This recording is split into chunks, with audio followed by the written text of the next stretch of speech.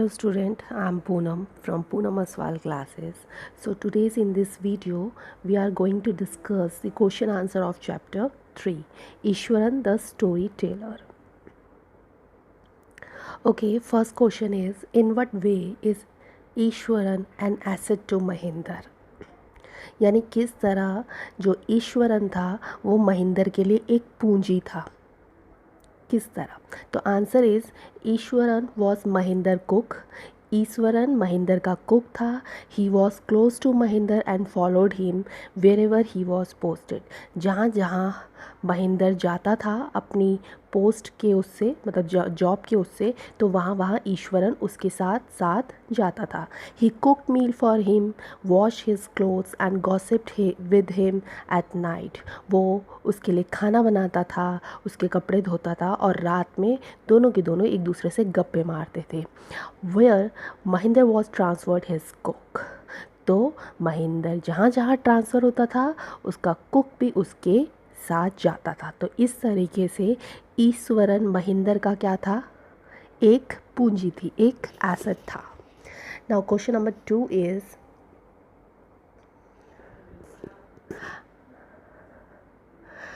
does Ishwaran describe the uprooted tree on the highway?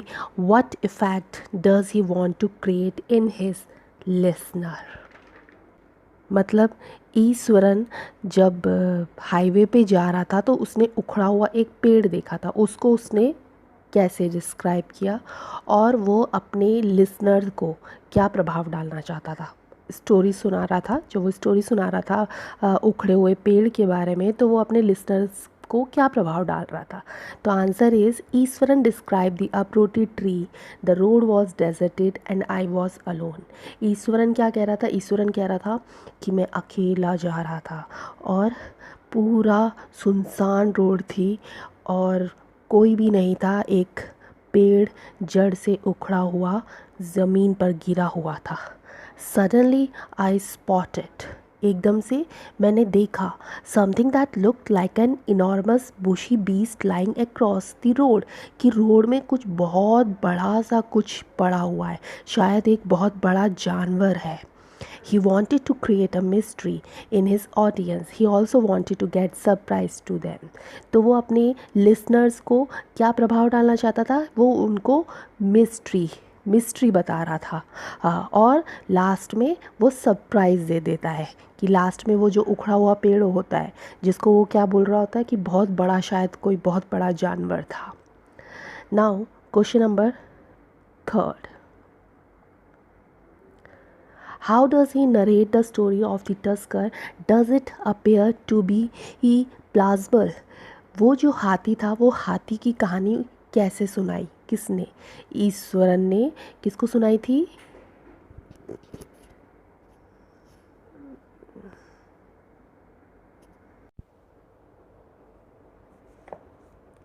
Now question number 3. How does he narrate the story of the tusker? Does it appear to be plausible? मतलब वो जो हाथी था, वो हाथी की जो वो कहानी सुना रहा था ईश्वरन, वो उसको कैसे सुनाता है और क्या ये जो कहानी थी ये प्लॉजिबल मीन संभव सी लग रही थी, मतलब विश्वसनीय थी, विश्वास के योग्य थी? तो answer is, he narrated the story of the tusker that he was studying in the junior class at the time. जब ईश्वरन ये कहानी महिंदर को सुना रहा था तो वो बोल रहा था कि उस टाइम वो एक जूनियर क्लास का बच्चा था, यानी जूनियर क्लास में पढ़ता था जिस टाइम उसने उस टस्कर, उस भयानक हाथी को देखा था. Once he grabbed the stick of a teacher and came to the elephant. वो जो हम बहुत बड़ा सा हाथी था, वो जब वो उनके स्कूल में आ जाता है तो ईश्वरन एक टीचर की स्टिक लेता है, एक डंडी लेता है और उस एलिफेंट के एकदम से तेज से मारता है. ही स्टक द एलिफेंट टोनेल. कहाँ मारता है? उसकी टोनेल पे मारता है. It fell down on the ground. वो हाथी जैसे ही उसके टोनेल पर वो स्टिक पड़ता है वो हाथी नीचे गिर जाता है ग्राउंड में. He use the Japanese art jujitsu. does not appear to be plausible. यानी जब वो हाथी ग्राउंड में गिर जाता है तो ये जो ईश्वरन था, ये ईश्वरन ने उसको कैसे मारा, क्योंकि ईश्वरन ने एक जापानीज़ आर्ट सीखी थी। वो जापानीज़ आर्ट क्या थी? जूजुत्सु जापानीज़ आर्ट थी। और जहाँ तक ये प्लाज़बर, मतलब वो विश्वसनीय लगती थी वो कहानी, वो विश्वसनीय बिल्कुल भी प्रतीत नहीं हो रही थी कहानी कि मतलब वो रियलिटी है कि नहीं है उसमें। Now question number 4th, why does the author say that Iswaran seemed to more than make up for the absence of TV in Mahinder's living quarter?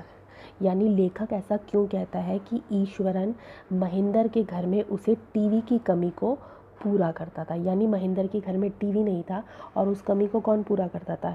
Eswaran करता था। कैसे? Answer is, Eswaran was very expert in telling the story. Eswaran बहुत ही expert था story बताने में।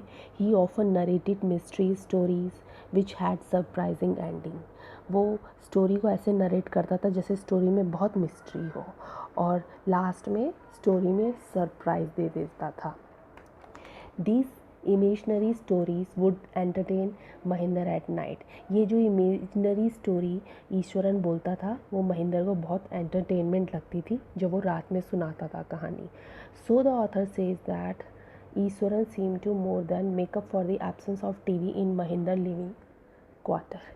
इसीलिए author ने ये कहा कि ईश्वरन ने कभी भी महिंदर को उसके घर में उसकी टीवी की कमी को हमेशा पूरा रखा। नाउ क्वेश्चन नंबर 5 इज,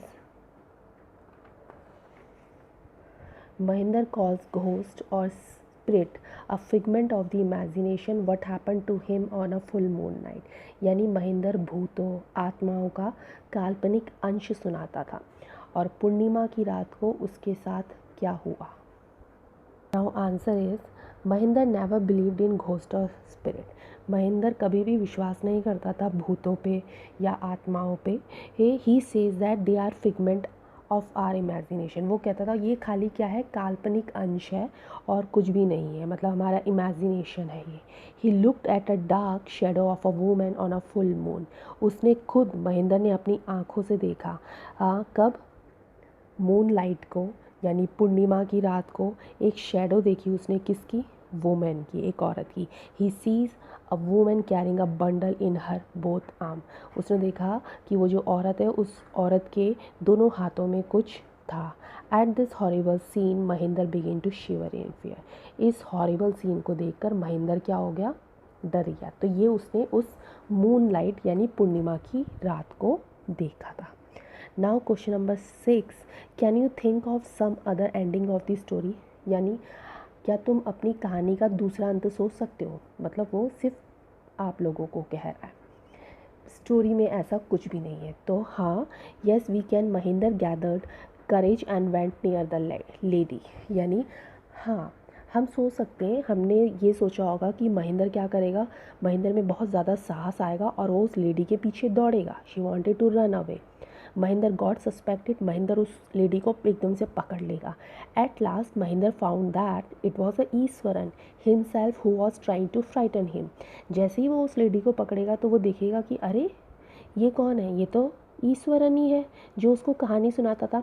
यानी ईश्वरन उसको डराने की कोशिश कर रहा है, इसीलिए वही भूत बन के आ रहा है।